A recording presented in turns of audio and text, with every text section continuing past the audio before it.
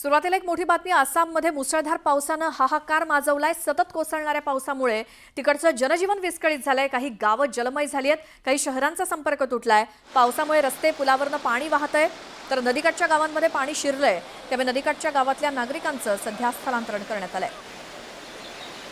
आसाममध्ये सध्या पावसाने हाहाकार माजवलाय। आसामच्या वेगवेगळ्या भागामध्ये गोलाघाट, करीमगंज, डिब्रुगड, बोकाघाट, तिनसुकिया आणि नागाव या भागामध्ये कसं पाणीच पाणी झालंय।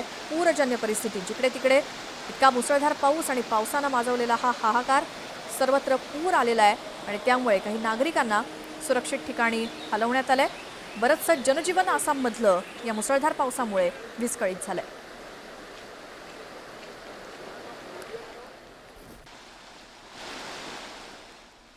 तर आसाममध्ये सध्या पावसाने हाहाकार माजवलेला आहे।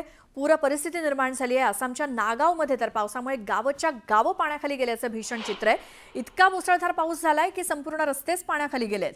रस्त्यापाठोपाठ स्थानिकांच्या घराघरात पाणी शिरलंय। पावसाचं अतोनात नुकसान झालंय। घरामध्ये पावसाचं पाणी गेल्यामुळे लोक चक्क रस्त्यावरती आलेत।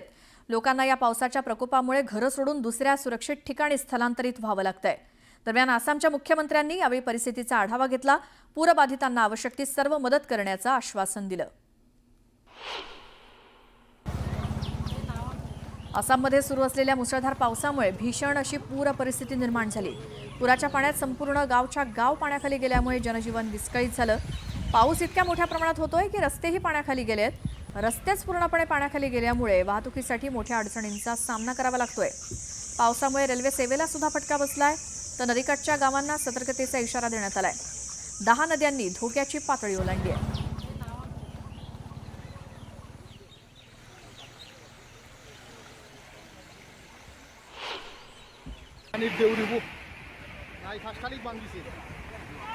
आसामच्या करीमगंजमध्ये पुरामुळे बिकट परिस्थिती झाली आहे। मुसळधार पावसामुळे अनेक ठिकाणचे रस्ते वाहून गेलेत। पुराच्या जोरदार प्रवाहामुळे रस्ता 2 भागात विभागला गेलाय।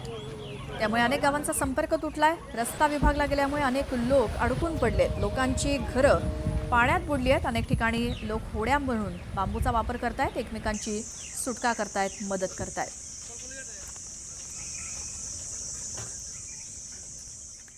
सिक्कीमच्या लाचेनमध्ये मुसळधार पावसानं सध्या नद्या धोक्याची पातळी ओलांडून वाहत आहेत।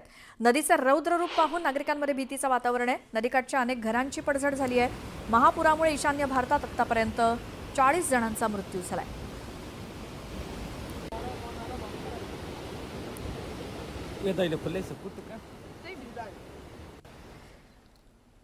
तर मुसळधार पावसामुळे आसाममधल्या नद्यांच्या पाणी पातळीमध्ये वाढ झाली आहे। सखल भागात राहणाऱ्या नागरिकांची घरं पाण्याखाली गेली आहेत। नदी किनारी असलेली अनेक गावं पाण्याखाली गेली आहेत। जणू गावांमधून समुद्रच वाहतोय असं दृश्य बघायला मिळतंय। संसार पाण्याखाली गेल्यामुळे आता पुढे जगायचं कसं असा प्रश्न इथल्या ग्रामस्थांना पडलाय।